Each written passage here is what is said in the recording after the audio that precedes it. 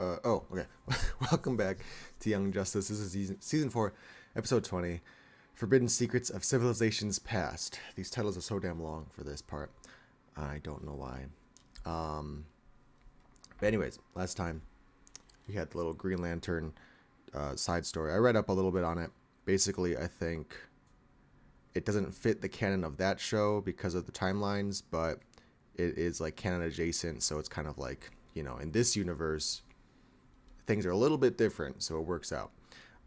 So it's not technically like a follow-up to the animated series. Anyways, I thought it was interesting, you know, dealing with multiverses. Speaking of, you know, Doctor Strange coming out tomorrow. Just a wonderful time to be alive, right? Anyways, where am I going with this? Yeah, no expectations. I'm just excited to see where we go with this episode. And, you know, this is part 3 of 4, I'm assuming. So after this, actually, so 21 is the last one, I'm assuming, of this arc. So 22, 3, 4, 5, 6. That's 5 episodes, right? 5 episodes for Nightwing. You know, to wrap it up and bring Connor home, I guess. That's a pretty good wrap up. So, yeah, you know, this is going to be a lot of, I think, setup, climactic, kind of getting to that point. It'll be interesting to see what topics we hit on in this episode. So let's get started. So I'd like a chance to start over. I would like that as well. Cool. Well, is this Macomb? This little bitch.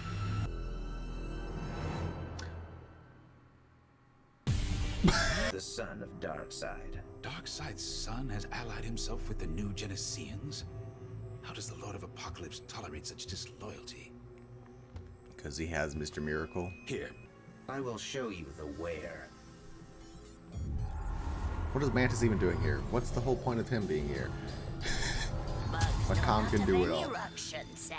Eruption cell. What is eruption cell? Oh, because they have the time sphere, so they can do it. That makes sense. Shit. Star City, what are we doing back here? Right on time. Yeah, well, didn't have much shit. choice. Black Lightning's policy requiring Oh, annual shit. mental health Here we check-ins go. for members needed that reality check. And I need this too. Come on, Black Canary. So I'm ready to rejoin the Nope. Outsiders. Get him. That's great. So I just need to check off some boxes to get you cleared for active duty. I've got some great friends. He's a liar. I think they'll let me off the hook. And how are you handling Black, Connor's come death? on. Still Dinah. grieving. But Call him coping. out. I'm honestly feeling much better. After this She morning, better see I through was his bullshit. hoping we could do better. I don't know what about this morning would make you think that. And frankly, I wonder why you are not more cooperative. I mean your request to hand over Cyborg and Halo? Of course. Both are hybrids of new god technology that must not be left in the hands of you primitive humans. Best interest to be safeguarded here by the new That's gods. true, because he Halo will can't be do anything safeguarded by her overt. family, a family who loves her. Rocket, see reason. The new gods withdraw the request. We do? We do. Sorry, hate to interrupt, Somehow I doubt that. but I just had to see my old friend fucking music. Rocket and Forager. Greetings, don't- Flash. Nice to meet you, but I'll pass on the bear hug, Bear. If Krypton was in my space sector, Oh, and I was good gonna friends tell him with about Zods? both the El brothers, Jor-El and Zor-El. Zor-El again. My single greatest regret was failing to save Krypton. It helps to stay together. Where's the rest of That's his how you keep the zone sickness at bay. prison Not to prison mention mates? devourers. I see you ran into one of those already. And by Rao, there are worse things than devourers here. Set a good example for our guest. This music, though.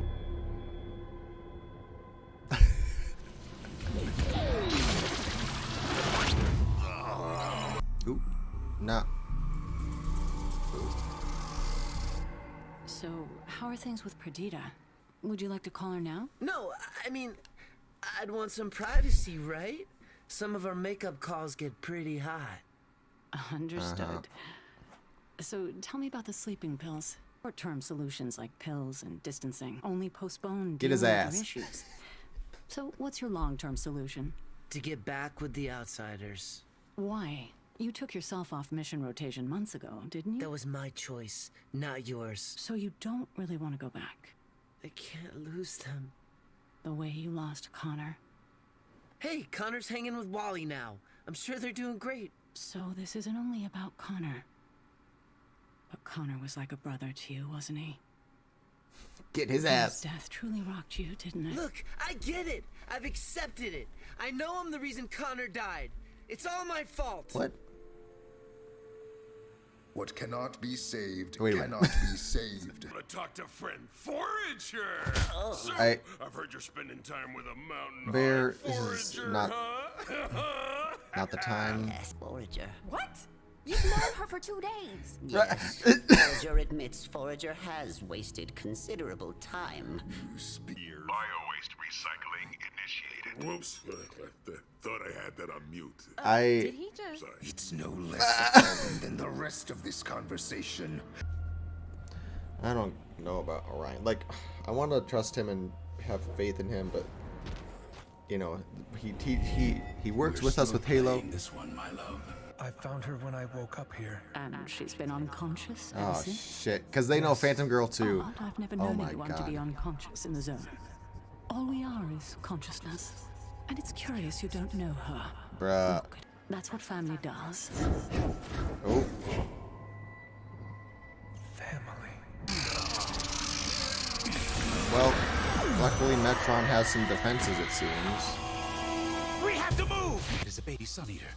Absorbs all heat and energy. Probably placed in the vault as security. A baby sun eater. Rod to latch onto, and Mantis sure as Rao can't do anything. This changes nothing. We must continue our search for the projector. While dodging this creature. You think you're responsible Eh. for Connor's death? I know I She am. just- Okay. Let's examine that. Review my trauma narrative. And McGann? She let Connor stay with the bomb too.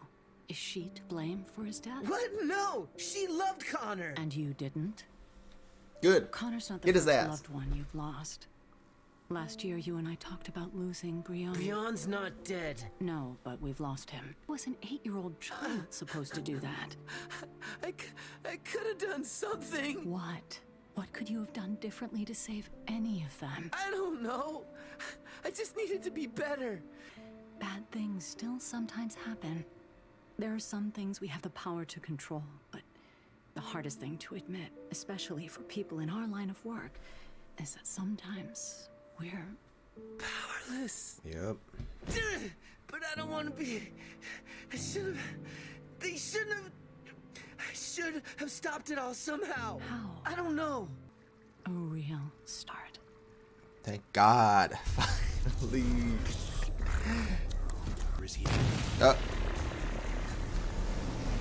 When he gets the red ring.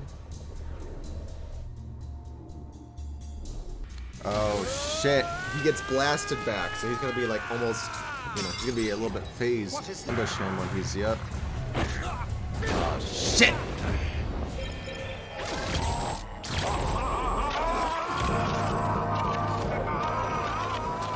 Hello, Metron. Please understand, we will keep you in this condition indefinitely, unless you bring us to Krypton's Phantom Zone projector. Metron shit. You have Hiding in that asteroid Theora uses and nothing Non. but sheer willpower. That's how things work in the zone. Is the word of Zod. Work is the word of Zod. Is the word of Zod. Brace. See, here's the S. Build the house of Zod. Oh, he nailed. Oh God.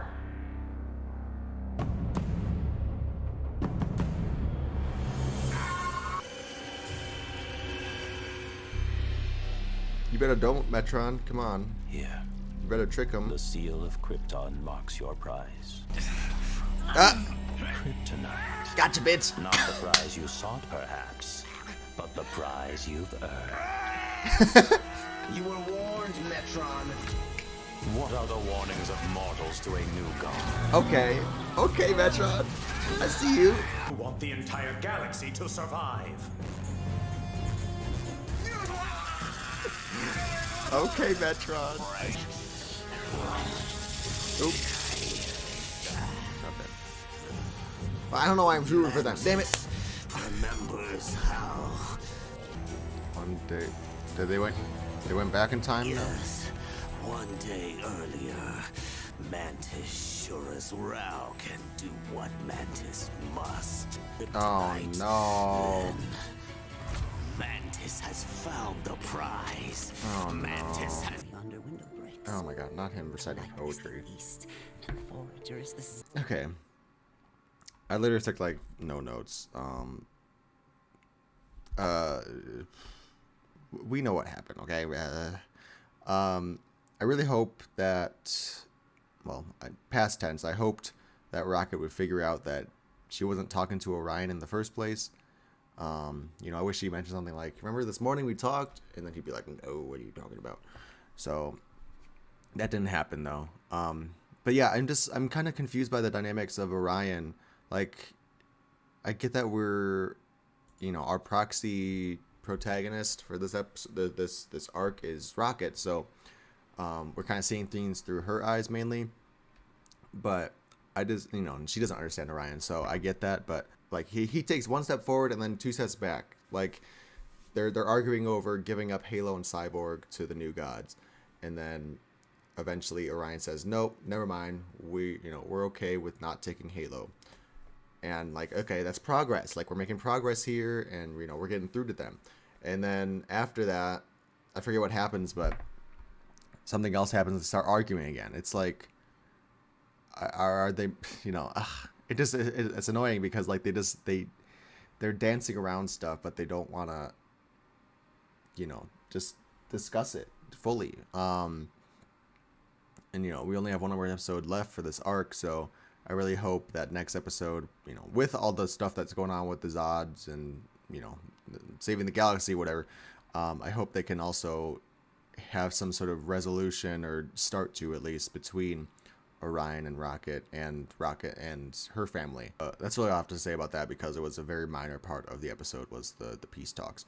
With Garfield, Beast Boy, I'm so happy that he had a breakthrough. Like, I you know how tired I am of him, and I'm just glad that we finally got to the root of the problem, which I feel like I kind of knew all along. You know, it was in there, and I think that was, you know, it was great storytelling as far as the resolution, because it was seeded in through all of these talks before, about how the root of the problem was he didn't have control, and here, you know, he doesn't want to be powerless like this. He wants to have some sort of control over his life, so that's why he's cutting everyone off, because his decision, you know, he's like the intervention scene, you know, it's his decision to deny everybody, it's his decision to break up with Perdita, it's his decision to just, you know, be sleep, whatever, to take the pills and shit. So you know, it's all those hints of like what the root of the problem is are sort of in his actions, and I really appreciate that. I love the fact that Dinah was just making check marks on nothing. She just checking, like, I'm taking notes. Yeah, check. Just literally nothing written down. Because she, you know, I'm glad that she wasn't fooled by his acting, because that, you know, I had a feeling that she wouldn't be, but like, just the way it was going is like, we're breezing through all this shit, and you could tell that he was acting, because he's still got the dark eyes. You know, he did like a complete 180, so it was obviously fake. Like, you know, last time we saw him, he was vehemently against everything, and now all of a sudden he wants to cooperate. I don't think so. But yeah, I'm just glad of the resolution for this therapy session. And you know, now is the hard part, obviously, where we have to actually get him the help. You know, we got him to accept that he needs help, but now he needs to like take the help and run with it. So that's the harder part, I think, and I really hope that he can stick with it and we can get him better. Because yeah, I think that was I still think that they could have done with a little bit less of the build-up in like previous episodes and arcs, when we had him just doing the same shit over and over again for like 5 episodes.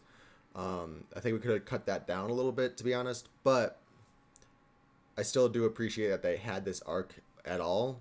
And you know, I think it's a really powerful, you know, I don't know how well you caught it, but I was tearing up, and I still kind of am. You know, I think it was a good scene this episode, so I think the payoff was there for that arc. We'll go to the Phantom Zone next. There was honestly one part I need to re-listen to. We're slow playing this one. I was talking when he was saying that, and psychically. So he knows that Connor is Con-El. But the other thing was there was definitely some dude with like the crest of El. Like, I don't know what was going on there or why. There was somebody with the House of El crest. But yeah, it's just interesting that now I'm very curious to see how this resolves. We had little glimpses that Connor is remembering and breaking through that psychic conditioning or whatever. He's starting to remember memories in like McGann and family and stuff like that. That is definitely the S. Who is this dude? So I'm just curious to see, like, is he reverse psychology?